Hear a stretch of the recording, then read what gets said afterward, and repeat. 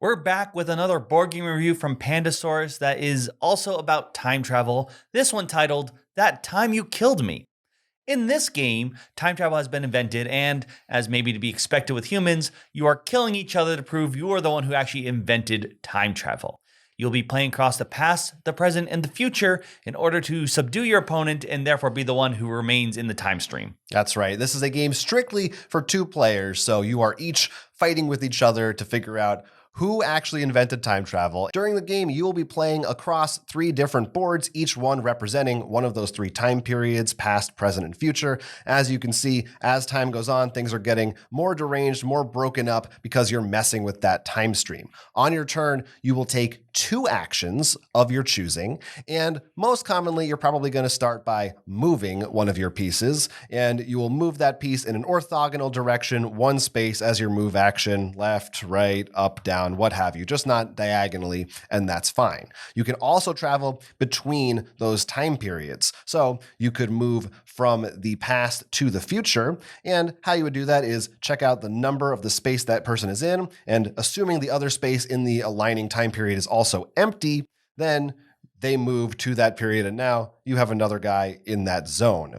If you move from the future to the past, then it's a little bit more interesting because assuming you still have one of these pawns available that allows you to do this, you will create another copy of yourself in the other period because, of course, that's the older you versus the younger you. We're not going to explain time travel. It's too confusing for me to explain right now. Ultimately, your goal is to eliminate your opponent across 2 of these 3 boards at the end of your turn. How you're going to do that is usually by squishing them, aka moving them into a wall. Anytime you move forward with your pawn, if another pawn is next to it, you push them to the next space. And if they're up against the border of one of these 3 boards, then they're squished, they're eliminated, you knocked them out, they're no longer able to be added onto the scene. Another thing you can do, though, is cause a paradox. If you're able to push someone's pawn into another of their pawns, then that, of course, is impossible. The 2 cannot meet, doesn't make sense, timeline is breaking. That also will eliminate a pawn of theirs. At the end of your turn, you'll move your focus token to a different board that will indicate to your opponent where you're going to be activating one of your pawns for the next turn. And you keep playing again until 2 of 3 boards only have one of the 2 players' figures on it. Now, this is the basic rules, and for your first game, this is what you'll probably play. But afterwards, there are boxes for you to open that look just like this that include new components and new rules. We're going to show off just the first box and be a bit vague more on the other ones, leaving those surprises for you and your murderous other time traveler. This first one includes seeds, shrubs, and trees. Now, the way they work is, should you plant a seed as an action in your space or an adjacent one, in the same space, if it's empty, a shrub will appear. If you plant it in the past and then keep going, a tree will then appear. These will act as immovable objects. These 2, this one you can still go through freely. But the thing with the tree, if you move into the tree, it will fall over. And that is another way for you to squish an opponent. If at any time as well, if someone removes the seed, the previous items remove as well, as they've never existed in the time stream anymore. So this adds a new element of placing different objects. Like I said, that showed the past. If you place the seed in this timeline, you will only get the shrub. You will not get the tree to be able to push over. So there's a bit more placing walls that may be extra places to push, or maybe even defend yourself in different timelines. The other ones will add different objects, each with their own colorful rules, as well as just colorful pieces, with the final box having not only ways for you to mix and match these components, but as well as packets that include power cards and achievements that for you to achieve, such as killing enough people with trees, or maybe being able to do a bunch of paradoxes, not using pawns. It depends on the achievements. Once again, it's up to you to find them. I think you can see, based on the way the seeds, shrubs, and trees work, that all of the boxes involve some kind of interesting mechanic that means what you do in one time period will affect what occurs in a different time period. And that's really one of the most interesting parts of this game, is the fact that you're playing on 3 separate boards, but they all sort of interact with each other in different ways, and especially depending on which modules you're using. You know, the very basic game, you can kind of more or less focus just on one board at a time while keeping an eye on the others. But the more involved, the more in-depth these pieces get, the more it really feels like you are kind of playing 3 games at once that can interact with each other in neat ways. Yeah, we had one game when pretty much was trying to position myself. It looked like I was trying to squish Jonathan here, but really I was waiting to dance around where I can pop him here and then squish him up there. So you can't simply just assume they're separate boards. You also have to think of how they can go in and out, and depending how many pawns they have left, because once you've placed all your pawns, you can't go to the past anymore. You have to be able to place a pawn. So that's one way to know, like, all right, this is how I can take advantage of them because I know this board's a bit more safe. Yeah, we had a kind of different strategies, I feel, in a lot of games where you could, like I would often do, just say, I'm going to try to get these guys out as soon as possible to try to like overrun the board and have a bunch more room to work with. But then sometimes they would die off, and then Will's like, well, I saved some of mine. So towards the end, now I've got kind of an ace in the hole. I've got something else up my sleeve I can throw out there, an extra guy to mess things up. I also think these focus tokens are really smart because they help you on your turn. They narrow down your options so you're not so paralyzed by all the different possibilities that could occur. And for your opponent too, when you're watching them, you at least have an idea like, okay, I know last time they did something here. So that board I don't have to worry about right away. I can look at something else right now. I just found that very helpful in guiding me in what I wanted to do. Yeah, you can't just focus on one board, which would be annoying. Or you could also be like, I have some breathing room because I know he can't squish me in one turn. Right. You always, or so you assume. Yes. You almost always will be able to see, oh, they're trying to squish me there. I at least have one turn to prevent it. So a lot of the game really, it comes down to almost like the dots and boxes game, where it's like you got to plan 2 turns ahead so that they might have 2 options, but either one will allow you to still squish them, you know? That said, especially when you're more playing just the basic rules, it is pretty possible for you to end up what would be honestly a draw, and they even say that in the rules. Yeah. You're pretty much would be keep moving around over until maybe someone makes a mistake, but that's not fun. So that's something you might get a little annoyed about, but honestly, I feel like you should try to just play and learn all the mechanics, because the seeds were quite fun and the other ones are cool too, but it's really gonna be interesting when you add 2 of them together, because that's when things are like, wait, if I plant a seed here and then if I use that object from that pack, and then it's much harder to be as predictable. I believe, and you'll be more surprised by your opponent's moves. Yeah, the more of these things you add in, the more variety there is, the more choices you have, the less likely you're going to end up with those stalemates.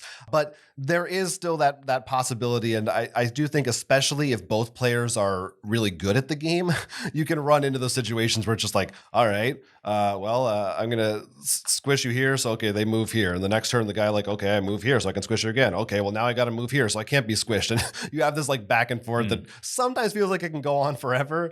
Or it's going to go on until someone makes a mistake, and sort of annoying that you're only going to win because I got tired or something. Right. It's not really a strategy you employed. It's just hope you mess up. Now, this game is pretty abstract, but I will say I love the colorful pieces that they use, as well as the rulebook itself, and the components have like notes written from the time traveler in the future being like, to the murderer, I don't like you. To me, you're great. Here's how these work. And it's very flavorful, very great. A lot of little good inside jokes in there too. So I feel like they did a really good job making sure this doesn't just feel like multi-board chess. Yeah, it's interesting because you could have themed it a lot of different ways, but I do think even though it's not thematic in the sense that you're not like, there's not an event occurring and or something like that, but the time travel aspect, the fact that, yes, I go back and there's a copy now, that does feel very thematic to me. And so I think they worked it in a smart way. Crits and misses for That Time You Killed Me. Crits. The gameplay has the feel of a classical abstract style title, but there's a unique thematic twist in both the play and the flavor text in the rulebook. It does a perfect balance of these elements, meaning it's going to easily attract those who prefer just strategy over theme, or those who really like maybe things that are a bit more colorful and draw them into the story. The modules included in the game provide multiple ways for you to spice things up, change up your gameplay strategies, and it walks you through them progressively so that you're not overloaded at the start with all kinds of options, but it feels like you're making new discoveries as you go. With multiple boards that can affect each other depending on time placement, it can be a little bit overwhelming. Luckily, they make sure to teach you each mechanic and the new pieces drip fed in a way so that you don't have to feel that there's too much going on. Misses. Most components are given to you after each time you complete a game. However, the final bit are hidden behind achievement packs. This probably isn't too big of a deal, but for me, I find it a little bit annoying when mechanics are hidden behind things and sometimes could be hard to unlock. The nature of this game, even with the more advanced rules, can often end with you just dancing around each other, waiting for the other person to make a silly mistake. This means that games can often end in stalemates with players of similar skill level, which can be disappointing. This can be mitigated by adding in those additional modules, but when it happens, it feels pretty anticlimactic, and you may not even be sure or you may not agree as players if it is happening or not, which can also be kind of vague and frustrating to experience. This is a very unique two-player game, and if you happen to live in a situation where you often play two-player games head to head, this is one I have to recommend. There is so much weird stuff going on. It does a great balance of making it, like we said, like chess, where everything's open and strategy is very important, but the theme is still there. It's not going to feel dry or boring at all. Really, the stalemates are the closest that will come to that. Yeah, I'll also say, if you're not as into the achievements things or the boxes or whatever, you can just open those suckers up. There's nothing that's Pandasaurus stopping you. will not come to your house and take the game away from you if you decide to do it. No, I don't know. Depends which time period that you're in. But I kind of like I would say, like, maybe if you've played so much and you're like, we're never going to do this, just crack one open. Yeah, it's just one of those things where when it comes to mechanics and like some of them I could see, if like me, you're like, when will that happen? Like sometimes you can sort of just, okay, sure, let's just try to do this. But then you're doing to open the box, not to play the game. It's a way for them to prolong the life of the game and keep it playing. I didn't mind it in the other time travel game from Pandasaurus when they had achievements inside the box. The loop you're talking about. The loop, yes. I didn't play that one. They had achievements on the inside, but those were just check them off and it's sort of cute. Maybe like, all right, we're going to try to go for this, but it didn't and make or break. I think partially because it's cooperative. When this feels like, at least for me, the achievements were like, we're going to make it so you win to open that box. Oh, yeah, I guess it depends on your mindset and your play style and what you're going for. Here, I'll give you my weird nitpicky complaint about this game that is not really big enough to be a miss. I think the title is bad. It reminds me of the Tom Cruise movie. Oh, Edge of Tomorrow, or yeah. So, like, personally, I think the title is funny. I get it. I love the I wouldn't change the theme. I like it. But the thing is, I think if they called it like Timetopia, something that feels more universal, I feel like this game could be like, it reminds me of something like Onitama from Arcane Wonders. Like this could exist, or Santorini. So more of like the fear of like, how do you say this to come? Like, what are you going to play? Oh, that time you kill me.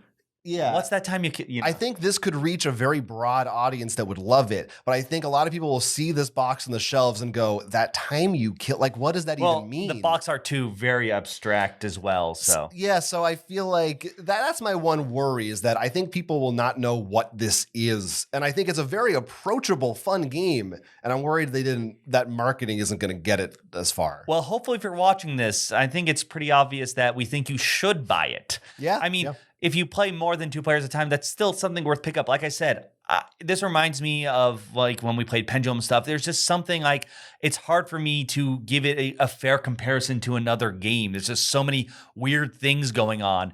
And yet I feel like the way they introduce modules and stuff, I never felt like I was like not good enough to understand the game and mechanics. Like there's too much going on and I just can't grasp it. It makes sure that you have the ability to time travel and kill the other person while you're at it. Yeah, it does a lot of smart things, and it doesn't take long to play. It's like maybe a 20-minute game or something, and you can mix it up and go back and forth.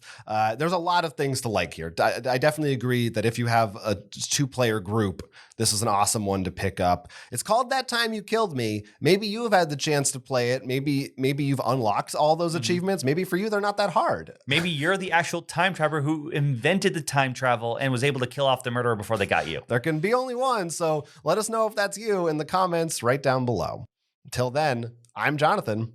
I'm Will. And this has been Roll for Crit. You have reached the end of the video, but before you go, don't forget to hit that like and subscribe, and maybe try to help us out on Patreon if you can. If you want to hear more from us, we've also got a podcast. This is released weekly, and there'll be links down below for wherever you want to listen to podcasts.